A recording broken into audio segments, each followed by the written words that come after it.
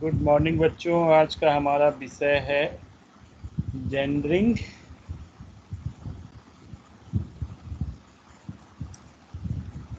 भारत में महिलाओं की राजनीतिक भागीदारी, मतलब महिलाओं की राजनीतिक भागीदारी, पॉलिटिक्स में महिलाओं का पार्टिसिपेशन कितना रहा है और महिलाएं राजनीति में बहुत ज़्यादा पार्टिसिपेशन क्यों नहीं कर पा रही हैं, चाहे कार्यपालिका हो, विधायिका हो, न्यायपालिका हो, पंचायती राज हो।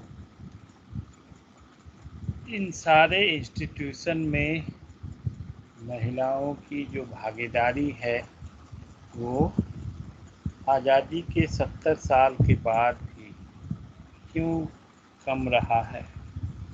इन सारे पहलुओं पर हम आने वाले 3 क्लास में चर्चा करेंगे। एक में भारत का दृष्टिकोण रखेंगे और बाकी 2 क्लास में हम वैश्विक परिदृश्य में इस बात को समझने का प्रयास करेंगे कि महिलाओं की भागीदारी क्यों निम्न रहा। और हमने ग्रुप में भी इसको भेज दिया है, एक वीडियो भी है और एक आर्टिकल भी है, भारत में महिलाओं की राजनीतिक भागीदारी एक विश्लेषणात्मक अध्ययन। उस आर्टिकल में इन तमाम विषय का विस्तार रूप से चर्चा किया गया है। तो भारत में महिलाओं की जो राजनीतिक भागीदारी तथा अधिकारों के लिए उनके संघर्ष का प्रथम चरण 20वीं शताब्दी के प्रारंभ में औपनिवेशिक शासन से स्वतंत्रता प्राप्ति के संघर्ष से प्रारंभ होता है, जब भारत में विभिन्न सामाजिक सुधार आंदोलन हुए। जैसा कि आप जानते हैं कि अंग्रेजों ने इन सामाजिक धर्म सुधार आंदोलन का काफ़ी सपोर्ट भी किया। भारत में जो प्रथा विद्यमान थी, जैसे सती प्रथा, बहुविवाह प्रथा, बाल विवाह प्रथा, ऐसे जो भीषण समस्या आडंबर जो विद्यमान थी हमारे समाज में, उस समाज में अंग्रेज़ों ने काफ़ी योगदान दिया। कैसे राजा राम मोहन राय ने सती प्रथा को समाप्त किया, विलियम बेंटिक के सहयोग से, जो समय गवर्नर जनरल थे। तो भारत में महिलाओं की भूमिका प्राचीन काल से ही बहुत ही निम्न स्तर की रही है। वैदिक काल में देखें तो वैदिक काल के बाद ही, उत्तर वैदिक काल से ही इसकी शुरुआत मानी जाती है, जब महिलाओं का स्थान समाज में दूसरी श्रेणी में रहा है। तो इसलिए औपनिवेशिक शासन से ही, स्वतंत्रता प्राप्ति के संघर्ष से ही महिलाओं की स्थिति का अवलोकन किया जा सकता है। महात्मा गांधी द्वारा प्रोत्साहित महिलाओं ने सर्वप्रथम गृह शासन 1916 के महात्मा गांधी के जो आंदोलन गृह शासन 1916 में, गांधी जी 1915 में भारत आए और उन्होंने 1916 में गृह शासन नामक आंदोलन शुरू किया। और गांधी जी की ही यह भूमिका रही कि उन्होंने भारत की आज़ादी में जो महिलाओं की भूमिका को है काफ़ी प्रोत्साहित किया। और उनका प्रयास का यह परिणाम था कि महिलाओं ने भारत की आज़ादी की लड़ाई में बढ़ चढ़कर हिस्सा लिया। गांधी जी ने बाद में नमक सत्याग्रह, जो नमक सत्याग्रह आंदोलन जो सबने अवज्ञा के नाम से भी जाना जाता है, उस आंदोलन में भी उन्होंने महिलाओं की भूमिका पे बहुत ज़्यादा बल दिया। इस आंदोलन में जो महिलाएं अग्रणी रही, जिनके विषय में मार्गरेट कंजस की सटीक जो टिप्पणी है इस प्रकार है: भारतीय महिलाओं की चैतन्य एकता का प्रभाव। भारतीय महिलाओं की चैतन्य एकता का प्रभाव यानी कि अगर भारतीय महिलाएं आंदोलन में बढ़ चढ़ कर हिस्सा नहीं लेती, तब तक राष्ट्रीय आंदोलन अपने मकसद में कामयाब नहीं हो पाता। तो गांधी जी ने अपने आंदोलन के माध्यम से और खासकर महिलाओं के पार्टिसिपेशन को, कोई भी आंदोलन जन आंदोलन नहीं बन सकता जब तक आम जनता का भागीदारी उस आंदोलन में न हो। तो जब महिलाएं काफ़ी मात्रा में अपने घर से निकली गांधी जी के आह्वान पे, तब जाकर भारत का राष्ट्रीय आंदोलन एक जन आंदोलन के रूप में तब्दील हो गया। इन महिलाओं को आगे बढ़ाने में कुछ अंग्रेज लोगों की भूमिका थी। एक आयरलैंड की महिला थी जिनका नाम सुना होगा, एनी बेसेंट, जो उन्होंने होम रूल लीग की स्थापना की। पंडित जवाहरलाल नेहरू और तिलक के साथ मिलकर होम रूल लीग 1916 में बनाया और वो कांग्रेस की अध्यक्षा भी रही। इन सारे माध्यम से भी महिलाएं का पार्टिसिपेशन, आंदोलन के बारे में समझ, आंदोलन की जानकारी, आंदोलन का ज़्यादा से ज़्यादा फैलाव इन लोगों के माध्यम से हुआ। कुछ और सुविख्यात महिलाएं जो आज़ादी के आंदोलन में प्रमुख रूप से विद्यमान थी, जैसे सरोजिनी नायडू, कमला देवी चट्टोपाध्याय, राजकुमार अमृत कौर, लेडी फिरोज मेहता, अरुणा आसफ अली,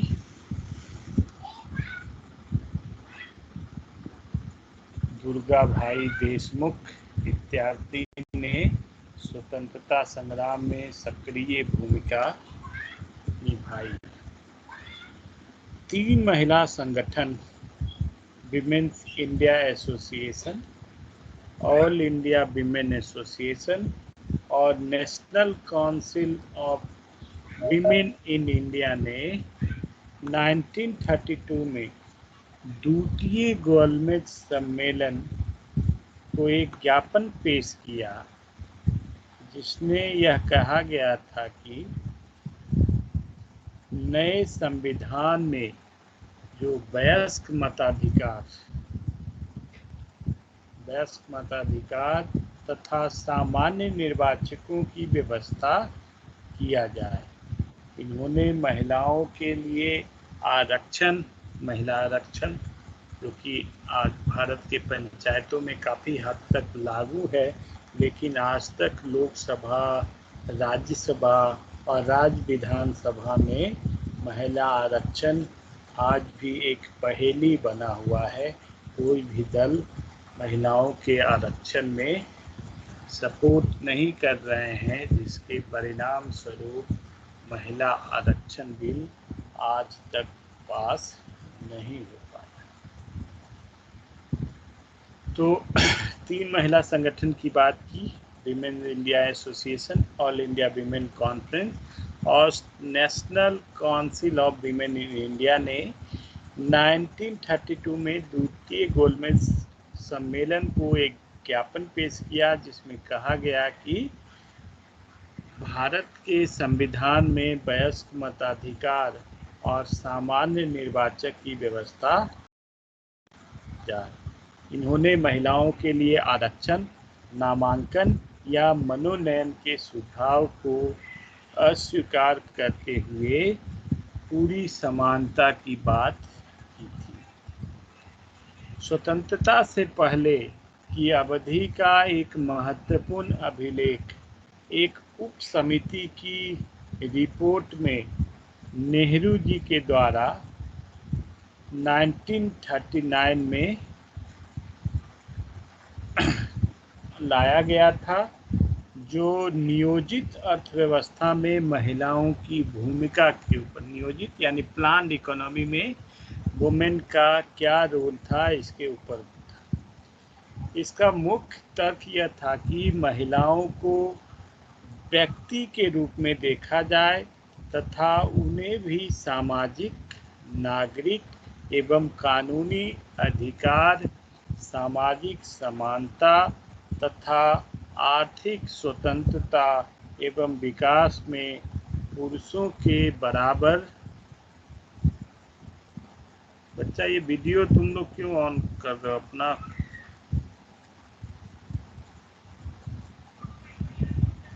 इनका मुख्य तर्क था कि व्यक्तियों को महिलाओं को व्यक्ति के रूप में देखा जाए, उन्हें जो भी राजनीतिक, नागरिक एवं कानूनी अधिकार, सामाजिक समानता तथा आर्थिक स्वतंत्रता एवं विकास में पुरुषों के समान बराबर हिस्सेदारी मिलनी चाहिए। 1947 में स्वतंत्रता प्राप्ति तथा देश के विभाजन के साथ जो खून खराबे का दौर चला, हमारी एक बड़ी जनसंख्या विस्थापन के बाद 1950 तथा 1960 के दशक में धर्मनिरपेक्ष, बहुलवादी, बहुधार्मिक तथा सांस्कृतिक रूप से संबंधित राजनीतिक व्यवस्था को बढ़ावा दिया। इस वातावरण तथा संवैधानिक गारंटी से कुछ महिलाएं लाभान्वित हुई। मध्यम वर्ग की बहुत सी महिलाओं को विभिन्न सेवाओं एवं शैक्षणिक क्षेत्र में प्रवेश पाने के अवसर मिले। सरकार ने महिला मंडलों, महिला समूहों की व्यवस्था की तथा महिलाओं के उत्थान के लिए कार्यक्रम बनाए। हालांकि ये समाज कल्याण के परिप्रेक्ष्य से बनाए गए थे। इस अवधि में महिला आंदोलन उतना सक्रिय नहीं रह पाया था।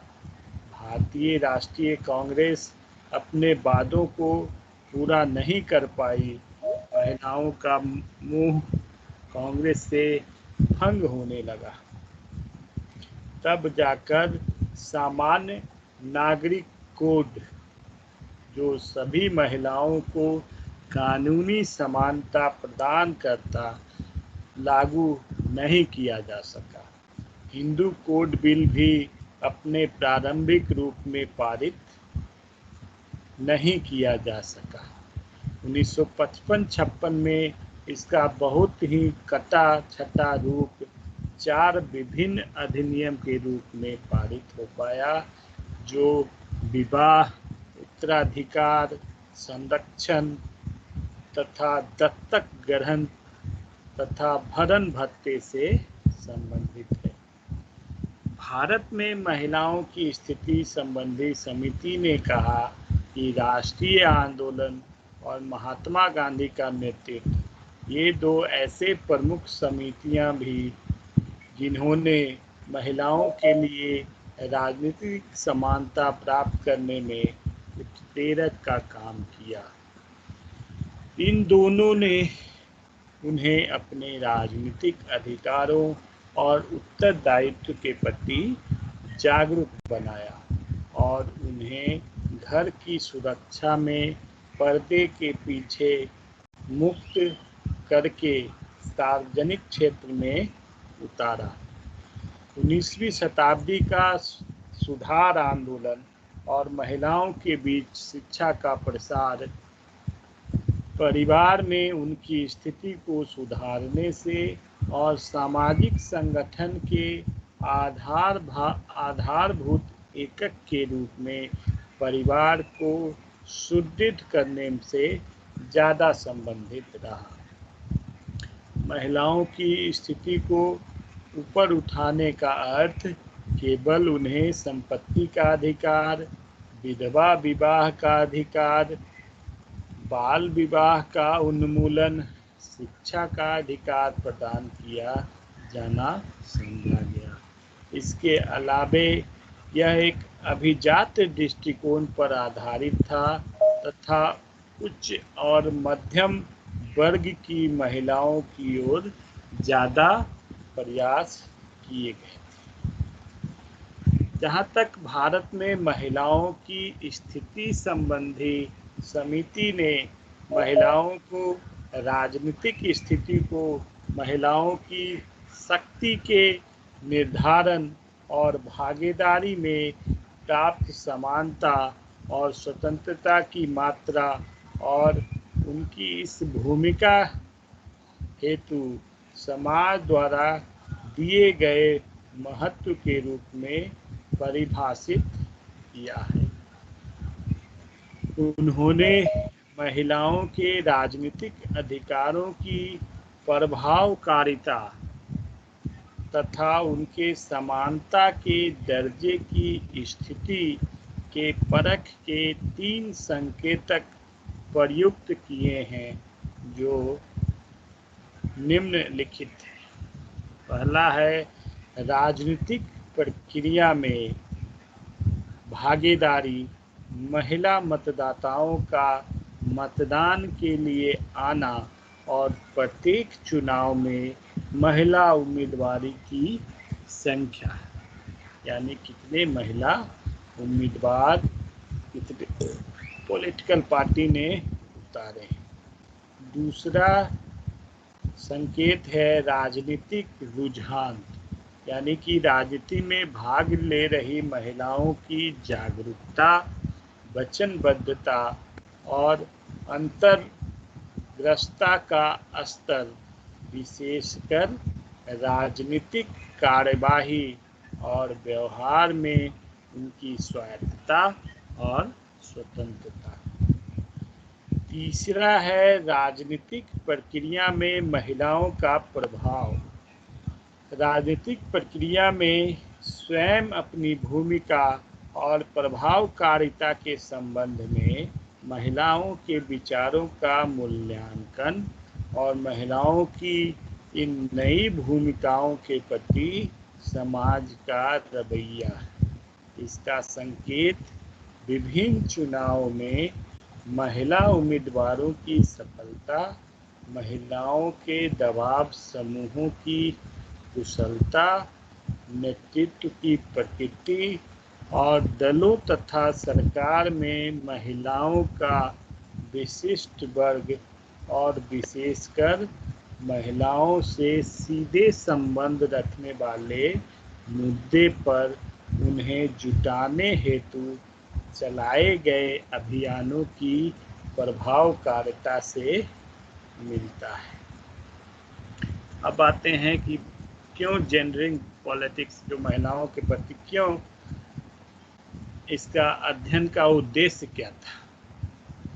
तो पहला उद्देश्य था उन सामाजिक मान्यताओं का पता लगाना जो महिलाओं की राजनीतिक भागीदारी में बाधक है एवं महिलाओं की राजनीतिक भागीदारी के आंकड़ों का तुलनात्मक अध्ययन करना।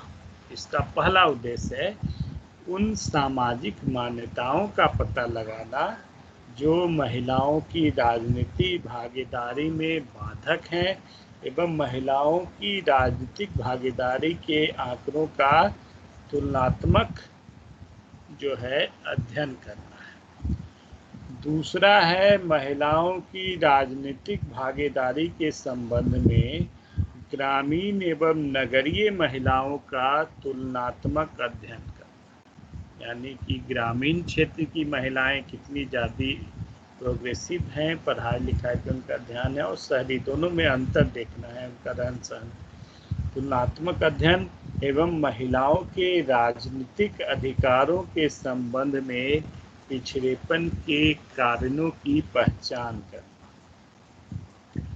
तीसरा है महिला पंचायतों में महिलाओं की भागीदारी का तुलनात्मक विश्लेषणात्मक अध्ययन करना एवं उनकी सहभागिता में आने वाली समस्याओं का पता लगाना। चौथा है महिलाओं की राजनीतिक निर्णय निर्माण की प्रक्रिया में सहभागिता के स्तर का पता लगाना एवं उनका चुनाव में सफलता का स्तर तथा राजनीतिक दलों के द्वारा महिलाओं को दी जाने वाली प्राथमिकता का तुलनात्मक विश्लेषणात्मक अध्ययन करना। और पांचवा उद्देश्य है विषय क्षेत्र का तुलनात्मक एवं विश्लेषणात्मक अध्ययन करते हुए संदर्भित सुझाव की पहचान करना। ये 5 उद्देश्य हैं। अब इन 5 उद्देश्य को प्राप्ति के लिए कौन से तरीका इस्तेमाल राजनीतिक क्षेत्र में महिलाओं की भागीदारी, राजनीतिक में महिलाओं की भागीदारी, इसके लिए कुछ डाटा जो है इलेक्शन कमीशन का, भारत का चुनाव आयोग का कुछ स्रोत है कि आम चुनाव में महिलाओं की भागीदारी का प्रतिशत कितना रहा है। इसका डाटा है पहला आम चुनाव जो कि 1952 में हुआ। इसमें महिलाओं की भागीदारी का कोई डाटा नहीं है। ओवरऑल 61% लोगों ने इस चुनाव में भागीदारी की थी। दूसरा चुनाव 1957 में हुआ। इसमें भी महिलाओं की भागीदारी की भूमिका कोई डाटा नहीं है। ओवरऑल पुरुष और महिलाओं ने 62% इसमें पार्टिसिपेशन रहा था। तीसरा चुनाव जो कि 1962 में हुआ, इसमें महिलाओं का जो प्रतिशत है, आम चुनाव में महिलाओं की जो भागीदारी रही वो टोटल 46.6% रही, जबकि पुरुषों का परसेंटेज 62% रहा। और दोनों के बीच का जो अंतर है करीब 15.4% का रहा।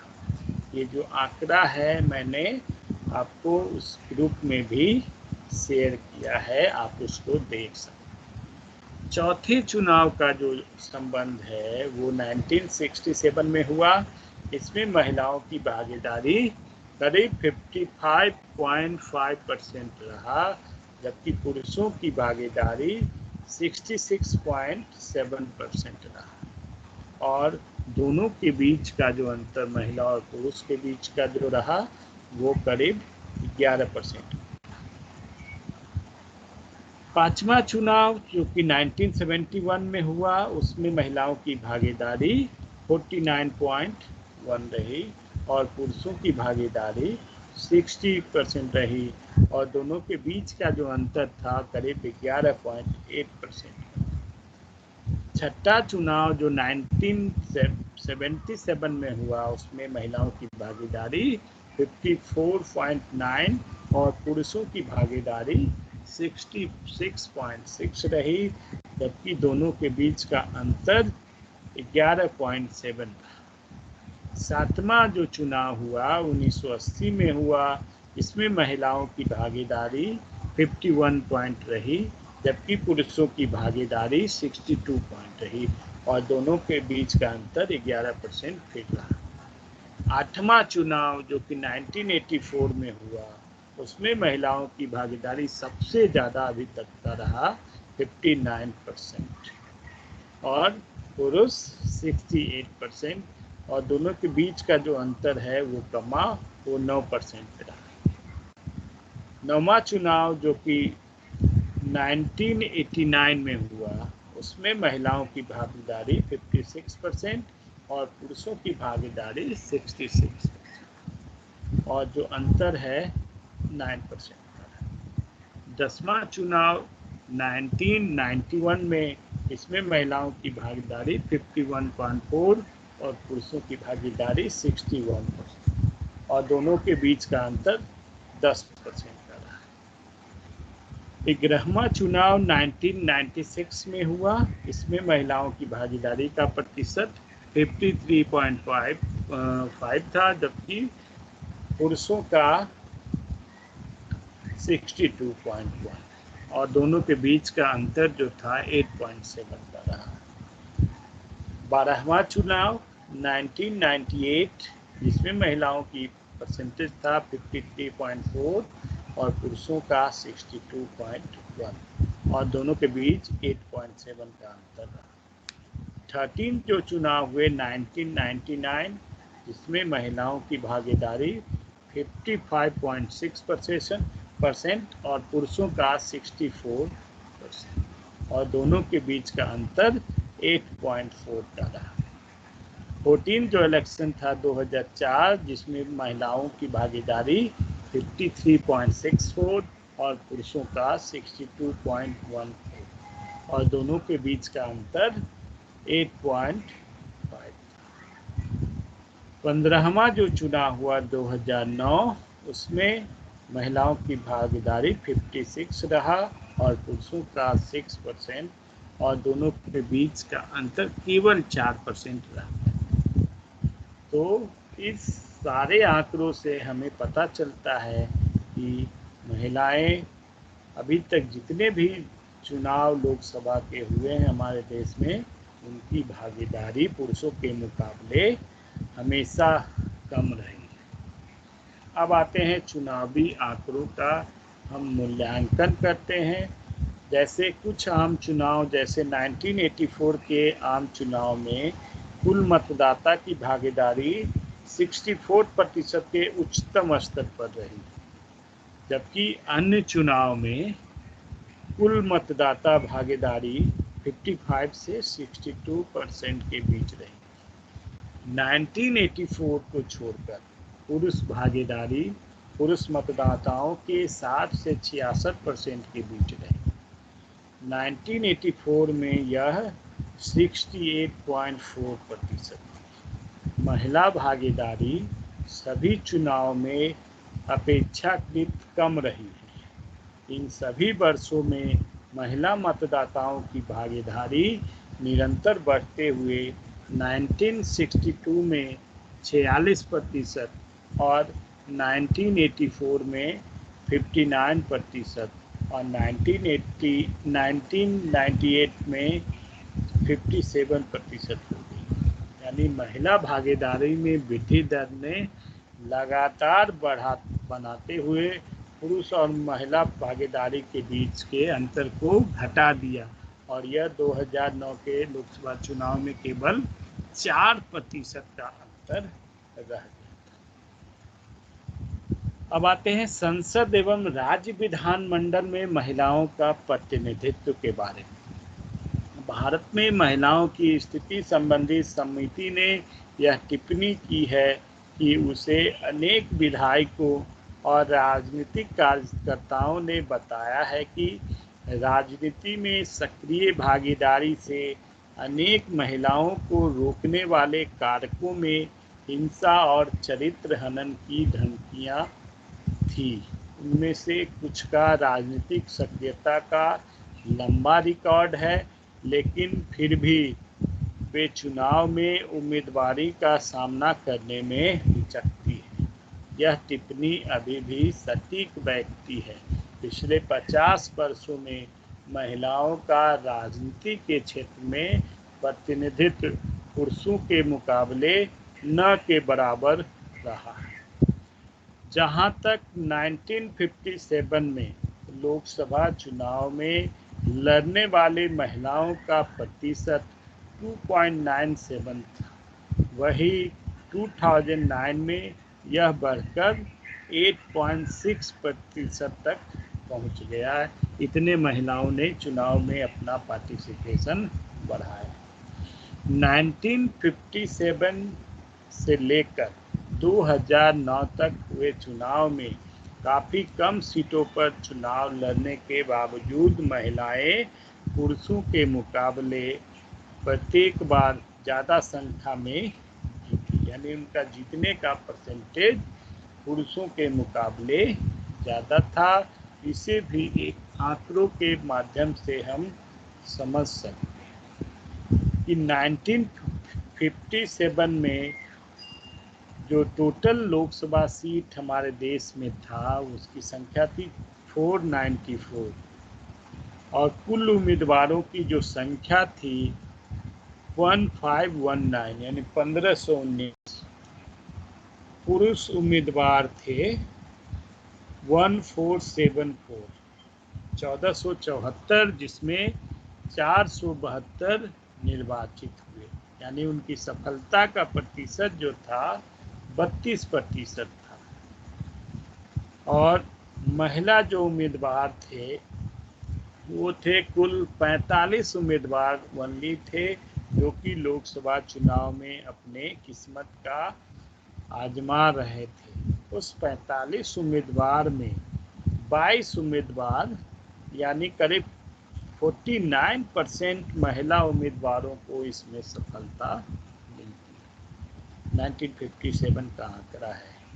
और ये आंकड़ा जब 2009 का आंकड़ा देखिएगा, उस समय भारत में लोकसभा की जो सदस्य संख्या भी है 543, उसमें 5110 कुल उम्मीदवार जिसने चुनाव लड़ा और पुरुष उम्मीदवार थे 4668 यानी 4668।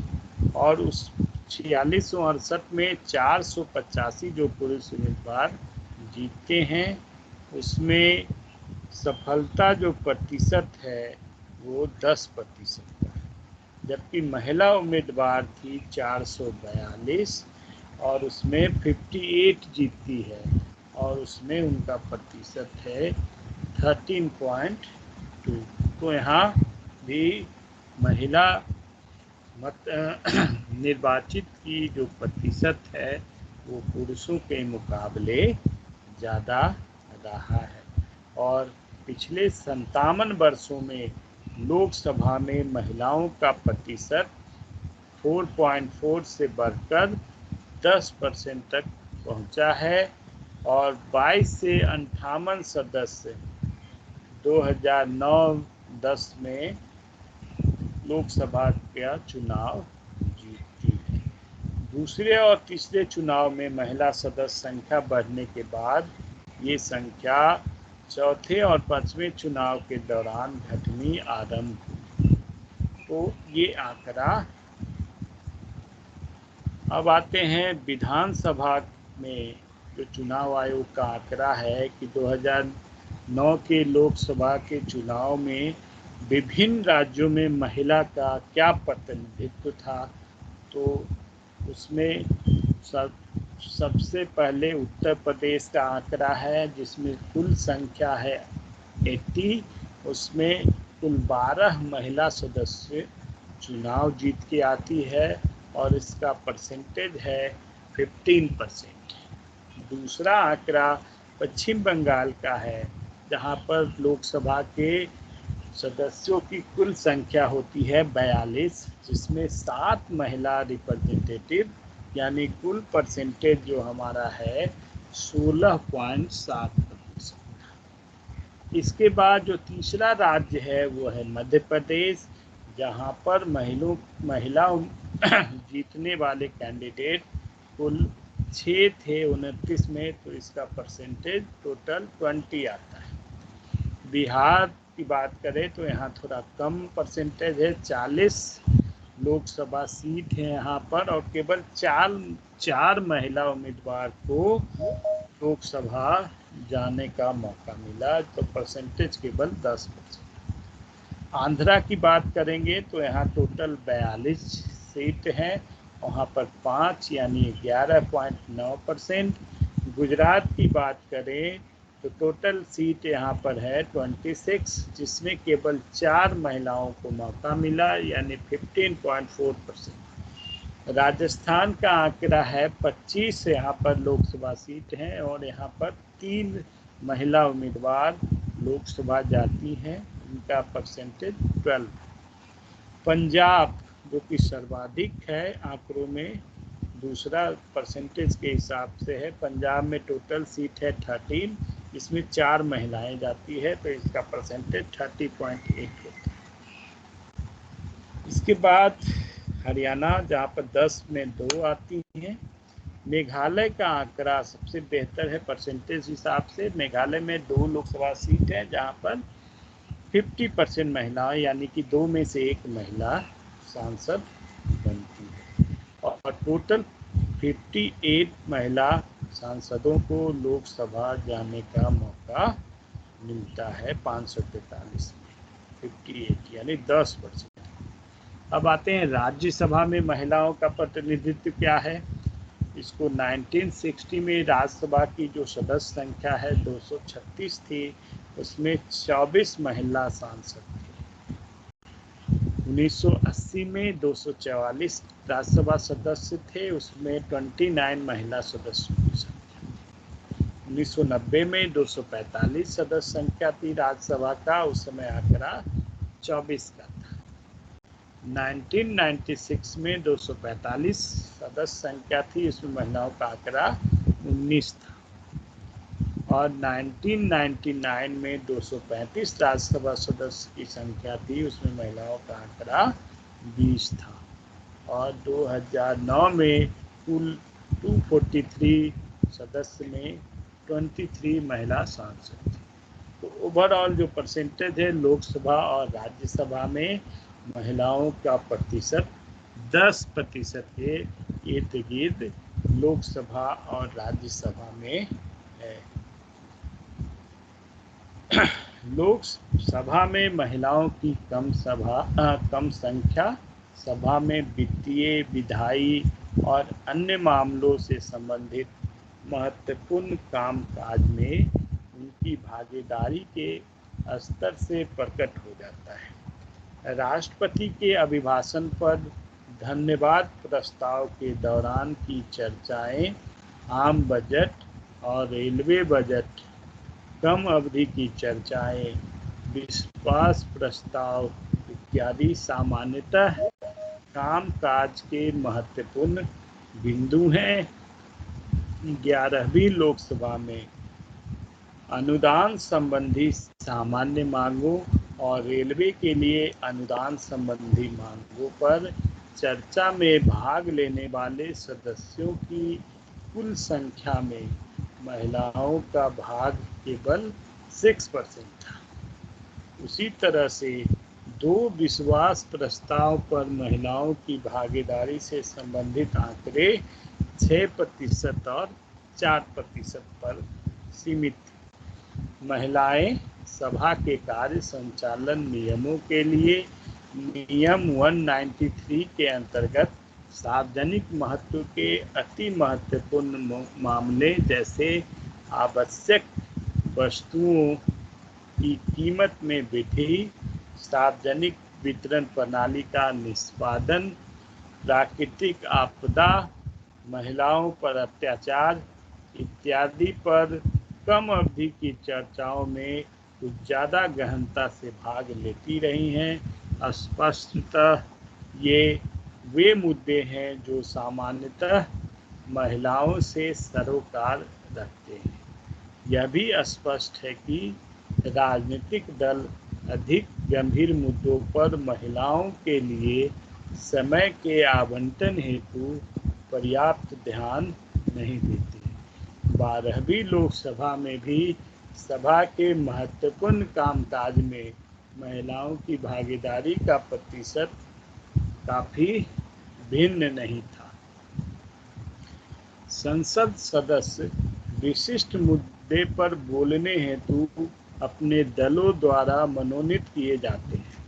जब कोई विषय पर चर्चा होती है तो हर पार्टी अपने दल से कुछ लोगों को बोलने का अवसर देती है, क्योंकि सारे लोग उसमें हिस्सा नहीं ले सकते। उनके भाषणों के लिए उन्हें आवंटित किया गया समय प्रायः दल हेतु आवंटित समय का एक भाग होता है। राजनीतिक दल वाद विवाद में भागीदारी हेतु अपने सदस्यों में से अपेक्षाकृत वरिष्ठ, मुखर और अनुभवी सदस्य को प्राथमिकता देते हैं।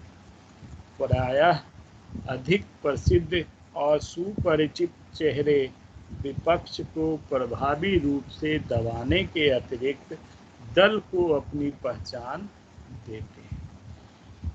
नए प्रवेश करने वाले और दल के पदानुक्रम में कनिष्ठ सदस्य पुरुष और महिला दोनों भाषण देने का अवसर पाने से वंचित हो जाते हैं।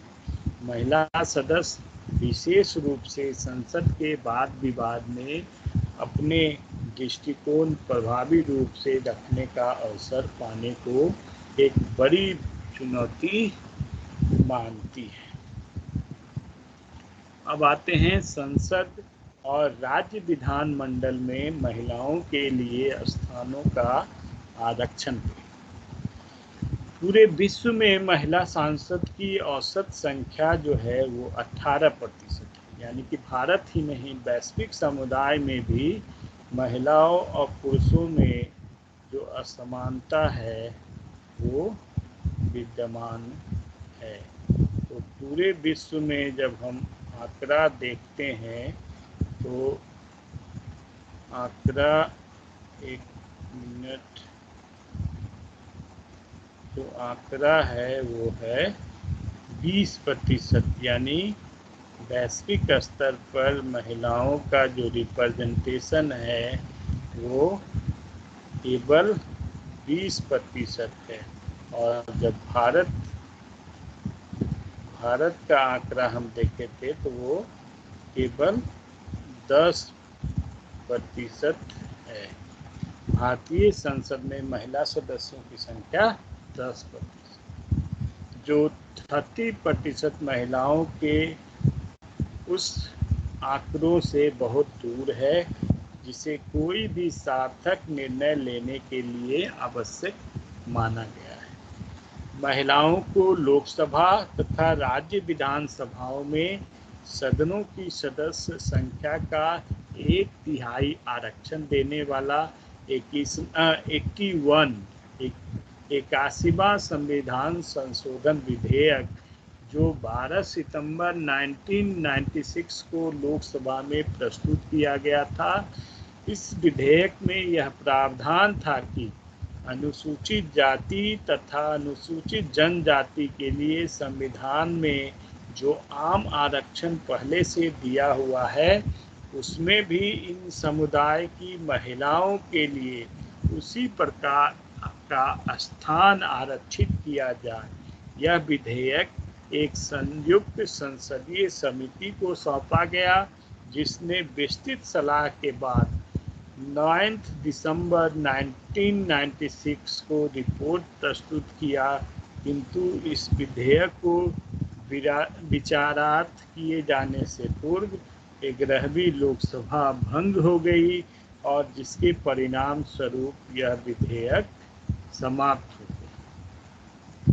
विधेयक को 12वीं लोकसभा में 14 दिसंबर 1998 को पुनः प्रस्तुत किया गया और कुछ राजनीतिक दलों द्वारा कुछ कथित शंकाओं के आधार पर इसका विरोध किया गया, जिसके परिणाम स्वरूप इस विधेयक की स्थिति दोबारा वही हुआ जो पहले से चला आ रहा।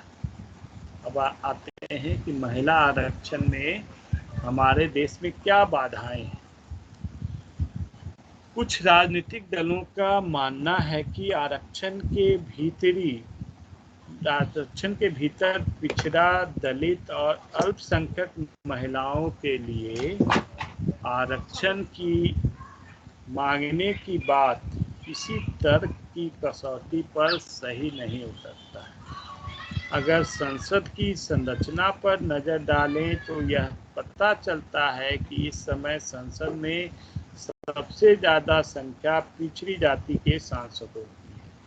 अगर महिला आरक्षण विधेयक के मौजूदा प्रारूप को स्वीकार किया जाता है तो सहज ही 1/3 महिलाओं को आरक्षण मिलने लगेगा और ऐसे में बहुसंख्यक पिछड़े समुदाय की महिलाओं को प्रतिनिधित्व संसद में अपने आप बढ़ जाएगा। जहां तक 20% सीटों को दोहरी सदस्यता वाली सीट बढ़ाने का प्रस्ताव लागू करने की बात है, तो इस प्रस्ताव को लागू करने के बाद भी महिलाओं के साथ भेदभाव बना रहेगा, क्योंकि इसमें सभी सीटों का नहीं, सिर्फ 20% सीटों पर दोहरी सदस्यता करने का प्रस्ताव है। इससे सांसदों के बीच जो गैर शर्त बराबरी बढ़ेगी और एक तरह का वर्ग विभेद पैदा होगा और विशेषाधिकार संपन्न होगा, जबकि आरक्षित सीट पर दो सांसद होंगे। मतदाता भी 2 खेमों में विभाजित होंगे। विभिन्न कमेटियों की सदस्यता से लेकर फंड के बंटवारे तक दोनों में हमेशा टकराव की स्थिति बनी रही। जाहिर है, जब इस तरह की आरक्षण व्यवस्था होगी तो ज़्यादातर महिलाएं इस तरह की सीटों से चुनकर आएगी, जिससे उनके प्रति भेदभाव बढ़ जाए।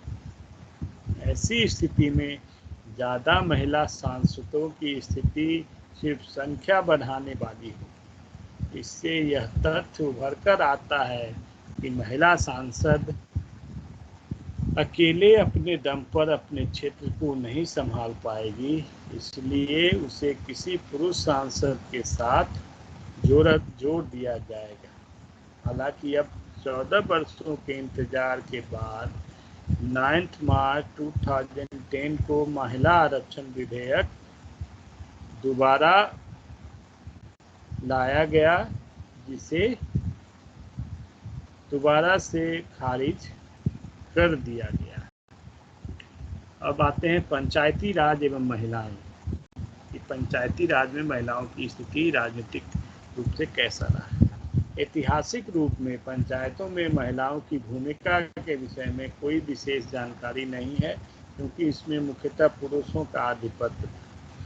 1952 के सामुदायिक विकास कार्यक्रम की समीक्षा करने वाले बलवंत राय मेहता समिति ने 1957 में पहली बार महिलाओं को प्रतिनिधित्व देने के लिए 2 महिला सदस्यों की शुरुआत की थी। तो महिलाओं के जो पार्टिसिपेशन है लोकसभा, राज्यसभा, राज्य विधानसभा, विधानमंडल, ब्यूरोक्रेसी, एग्जीक्यूटिव, सारे क्षेत्रों में जो महिला का पार्टिसिपेशन है, ये भारत और विश्व में दोनों स्तर पर यह काफ़ी कम रहा है। भारत में जहाँ तक महिलाओं को वोट देने का राइट का संबंध है, तो उसमें सर्वप्रथम बराबरी भारत में ही दिया, और आज़ादी के बाद जब प्रथम आम चुनाव हुए 1952 में, तो पुरुषों के साथ महिलाओं को वोट देने का अधिकार मिला, और ये भारत इसमें सबसे आगे रहा। जहाँ तक वैश्विक दृष्टिकोण है, चाहे अमेरिका हो, ब्रिटेन हो, न्यूजीलैंड हो, ऑस्ट्रेलिया हो, यूरोपियन कंट्री हो, वहाँ पर महिलाओं को वोट देने का अधिकार काफ़ी बाद में मिला। तो ये बहुत सारे ऐसे डायमेंशन है जिस पे आने वाले 2 क्लास में हम चर्चा करेंगे कि महिलाओं की जेंडरिंग जो पार्टिसिपेशन है वो भारत के इंस्टीट्यूशन में कैसा रहा है, कम क्यों रहा है, और इसको और कैसे बेहतर किया जा सकता है।